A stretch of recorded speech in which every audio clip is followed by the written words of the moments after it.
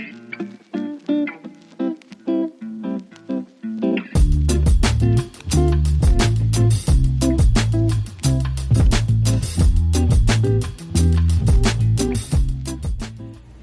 this is Wayne and Cindy Rogers, and we are glad that you're joining us in this podcast. We are excited to talk about the 416 Ministries with you and to spend a little bit of time just kind of talking about our background and kind of what led us to this point, and to talk about, I don't know, just what we hope to accomplish in this stateside mission work. And so maybe a little bit, who are you, Cindy? Oh, well, I am Cindy Rogers, and I was born in tiny little southern Georgia town. Well, I was born in Waycross, Georgia, but raised in Manor, Georgia, spelled Manor. It's very country. Yep. And so met Wayne when we were seniors in high school. He stalked me a little bit, and we dated for almost 4 years and got married, and have lived in, well, he was in the Navy when we first got married, so we were in Jacksonville, Florida then, and then after the Navy, he decided about a year later that he wanted to preach. And so I didn't marry a preacher, but I've been blessed to be part of a preaching family, and so we've been doing that for like 28 years, local work. Yeah. We did local work for 28 years with several different congregations in the Southeast. All of our work has been in the Southeast, and so that's certainly what we know and what we've experienced.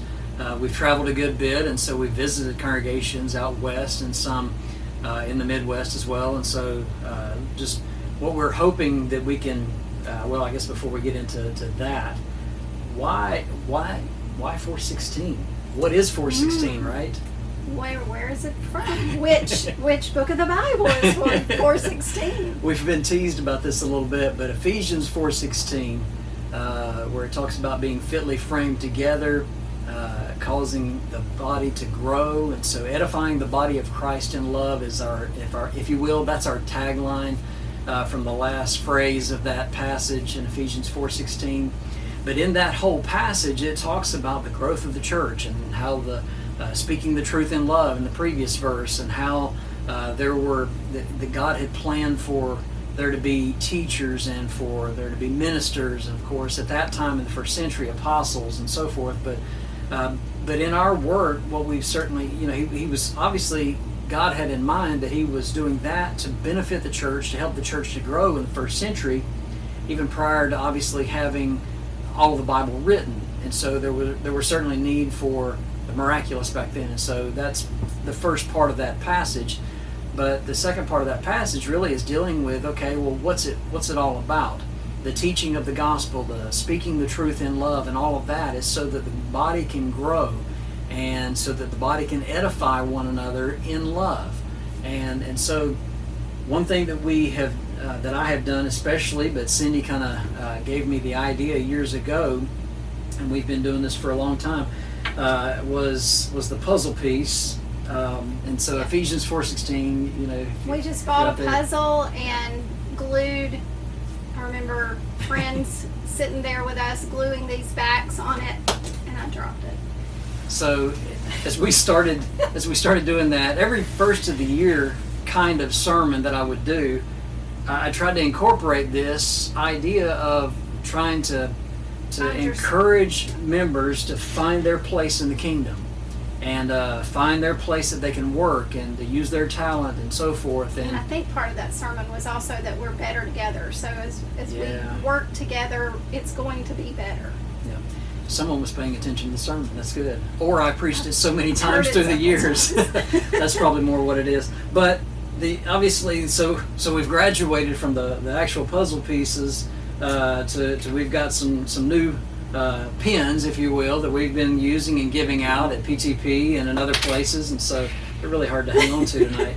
But anyway, so as we started thinking about what we wanted to do, kind of in this phase of our work, having preached locally in congregations for the better part of 28 years, what could we do to help the congregations grow, to help other congregations grow, to help the brotherhood and the kingdom to grow and to be edified? And of course, it started just making sense that 4:16 was going to be a part of that. Ephesians 4:16, edifying the body of Christ in love, and so we had not really heard of anybody doing this as a big stateside mission work.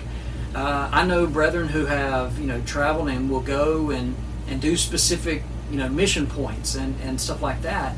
But we've not really heard of anybody that was doing this as a stateside missionary, of course, all across the country. And so what we have done is we left local work. Obviously, we were at the Eastside Congregation in Maryville, Tennessee, and they were gracious to us and understood kind of what we were doing as we were exiting there. But we sold our house, we bought a bigger truck, and a bigger camper.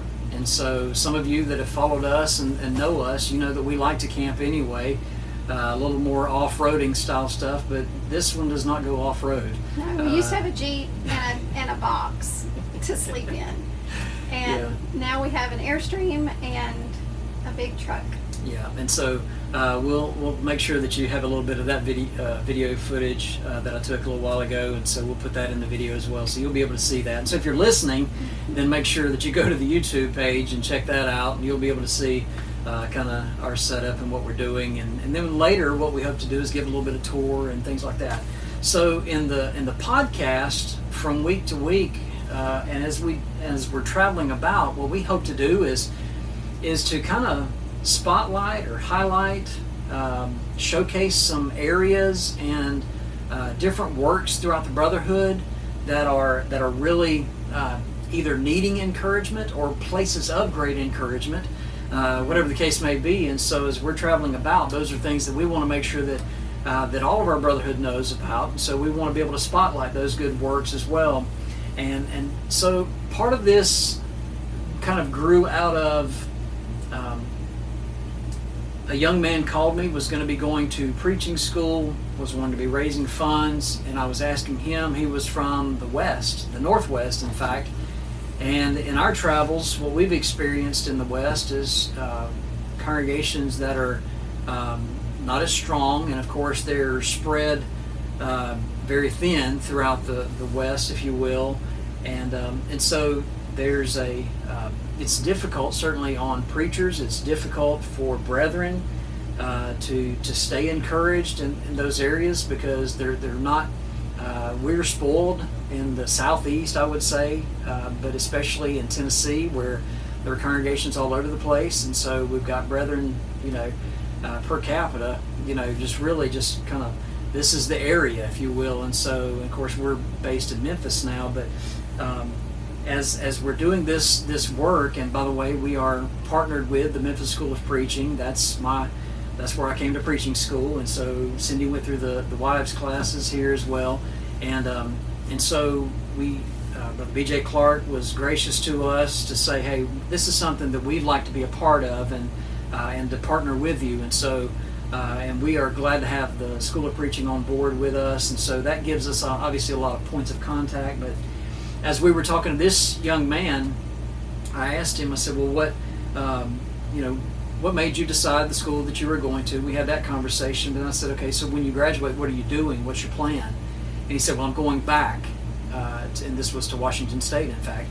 And so he said, I'm going to go back to Washington State, and I'm going to plant a congregation. There's not many congregations there, and so I'm going to go back. I said, well, when you do that, you let me know, and we're gonna plan to make a trip, and we'll come out and campaign with you, do whatever we can. This was way before. This was just going to do a vacation. We were just going to take a vacation, and go do this work. And so, but this obviously has grown into something that's much larger. And what we have realized, the more that we've talked about it with people, is there is such a need in our brotherhood to be encouraged. And whether you're a preacher, a preacher's wife, I know as a preacher's wife, I've gone through peaks and valleys and needed encouragement, and always knew I had other preachers' wives, but it sometimes feels lonely. And so I'm hoping that as we go, I can help encourage preachers' wives, elders' wives, and just congregations. I feel like that's just something that is a need, especially after 2020. It feels like we're all trying to get back to the norm, but it's been a struggle for a lot of places. And so I'm hoping that we can just go about encouraging, and it has been the case already since June that we have been encouraged while trying to encourage others. Yeah. It always ends up that we go away going, oh, that was so great. Yeah. And so hopefully it'll be that we can help do campaigns or VBS or things like that, but also filling in or doing special classes of whatever is the need. Yeah, and even, of course, doing gospel meetings and leadership seminars and even edification type seminars. And so I'm working on that and trying to develop that into a series of lessons so that it can be something that can be done, I don't know, like a seminar, weekend seminar. But anyway, so those are some of the things that we know that we will be a part of, and we've already been on campaign with the Forest Hill congregation here with their young people. Their youth went down to Chalmette, Louisiana, and we'll talk about that here in just a minute. But one of the things that I wanted to mention about just being partnered with the Memphis School of Preaching and how wonderful that is, it's like it's a little bit of a way for us to kind of give back, if you will. For we've been blessed, obviously, to have come through the school and to have met so many brethren, not only here at Forest Hill, but throughout the Brotherhood that have supported us to come to the preaching school and that have helped us through the years, encouraged us, and kind of kept us going. And so part of this really is about preacher retention, and that it just made sense to really partner with the Memphis School of Preaching, because the short version of it is basically they train them and we want to keep them preaching. And so that's what our work is kind of really all about. There's the evangelistic side of it, and certainly we're going to be doing that and continue to do that as we travel about. And so we've already got a busy schedule coming up. We leave here next week, and so next Wednesday, in fact, we take off for East Tennessee, and we'll be at PTP in Sevierville, Polishing the Pulpit. Anyone who doesn't know. Right, Polishing the Pulpit in Sevierville, Tennessee, and so we'll do that. And while we're over there, we get to see our family. Yeah. So we have two boys I didn't mention, and they're married, Chris and Matthew, and then Caitlin and Olivia. Chris is married to Caitlin, Matthew's married to Olivia, and then we have Piper, our granddaughter, and another one on the way. Yeah. And it's a girl. She's a girl. So we need to see them. So we like to hit East Tennessee any chance we get. Absolutely. And so we get to spend some time with family, but then we go to Polishing the Pulpit, and then really what's interesting is we've just kind of in the last couple of weeks kind of set up the next 5 to 6 weeks. Basically looks like going from when we leave Polishing the Pulpit, we're going into North Carolina with 2 congregations for 2 Sundays, into Virginia, into Pennsylvania, into Vermont, possibly New Hampshire, and then New York, and so outside of Rochester. And so kind of a big circle, and then we've got to come back here for a Scattered Abroad Network campaign. And so seminar, sorry, not a campaign. Scattered Abroad seminar, and so that's really alongside of World Video Bible School and Gospel Broadcasting Network and SAN, Scattered Abroad Network. We're all 3 doing a seminar for the school here, the Memphis School of Preaching. So it seems like every time we start, we're trying to do regional when we make our plans, so that we're not scooting all around the United States. We want to go everywhere, but we have to be strategic about it because of gas prices and just our sanity. And so we had 2 places that we were for sure going to go.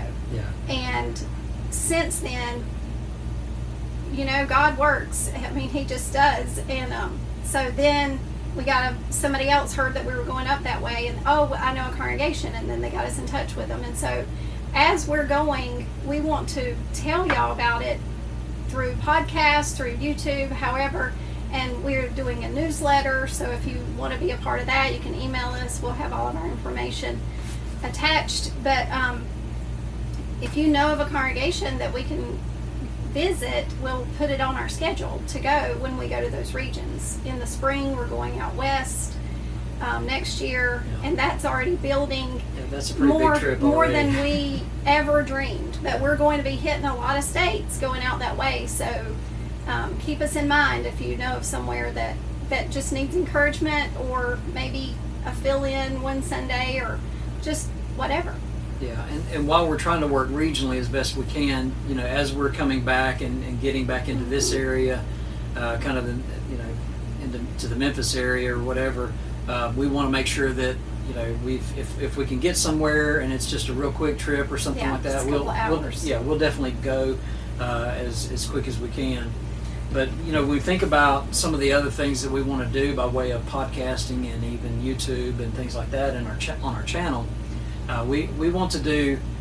We want to take you along with us as we go. We want to show you the country as we go. We want to show you congregations as we go. And be a pipeline so that we yeah. can, where if you're going through that area, sometimes they're in remote locations. And I see on social media all the time, I'm going through here, do you know a place? And so hopefully we can be a pipeline and start getting the word out to these great congregations that are just in remote or rural areas, and that way everybody knows about them, yeah. and the word can spread of the works they're doing. Absolutely.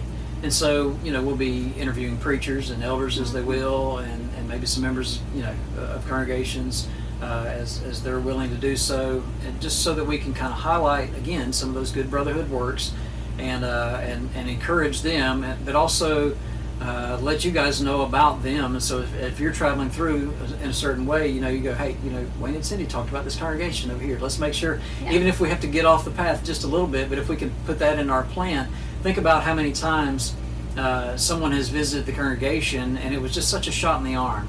As soon as that person came in, especially if you're from a small congregation. Especially in a small congregation, it's when somebody comes in, a visitor comes in, it's almost like everything stops and you want to go back there and hug them. Thank you so much for coming. And you needed that, and you didn't realize that you needed it, but it was so great to have them. And then well, imagine that if we go and stop in somewhere, but we're letting other people know, and so somebody says, well, hey, as we're going through that way, we're going to stop at this little congregation too and encourage them.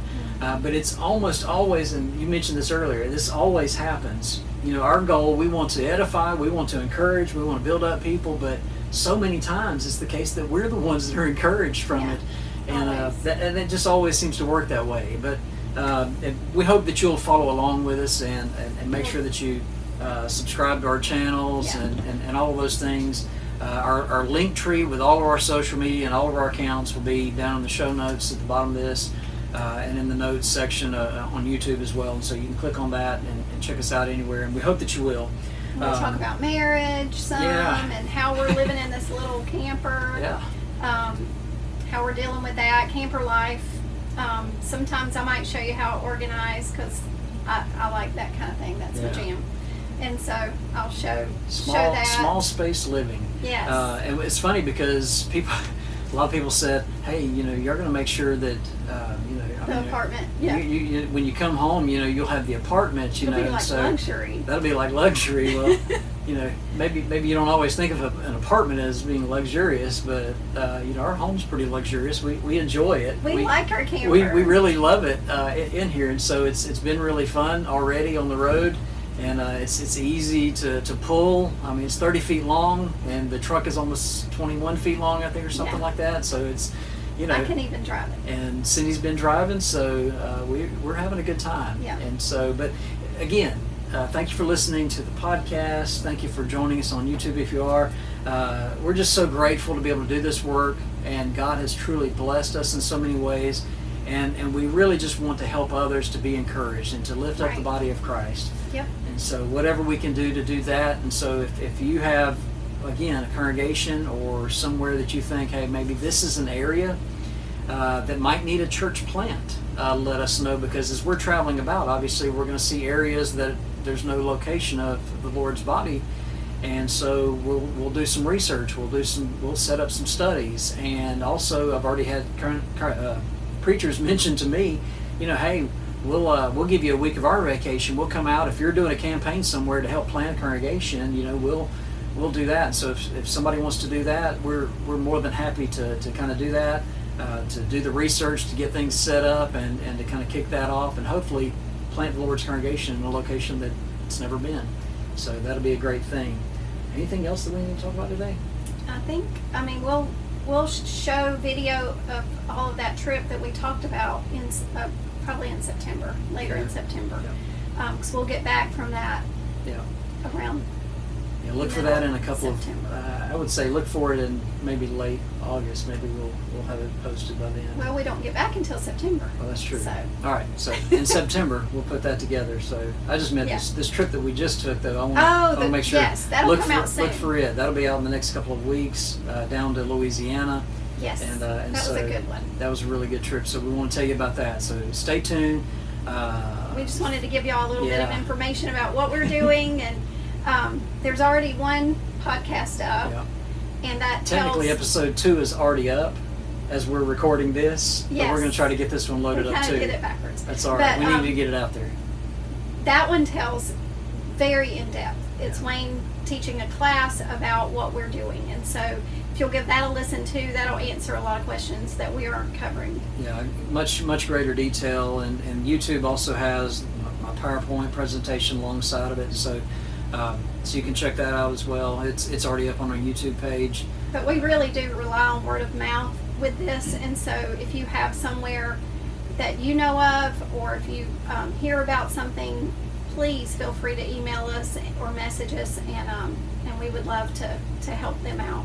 416 Ministries at msop.org. Yes. In fact. Yes. So, and you can certainly reach out to the Memphis School of Preaching. They know how to get in touch with us, and they'll get us a message very quickly, and we'll get back with you. So thank y'all so much. Yeah, thank you for joining us today.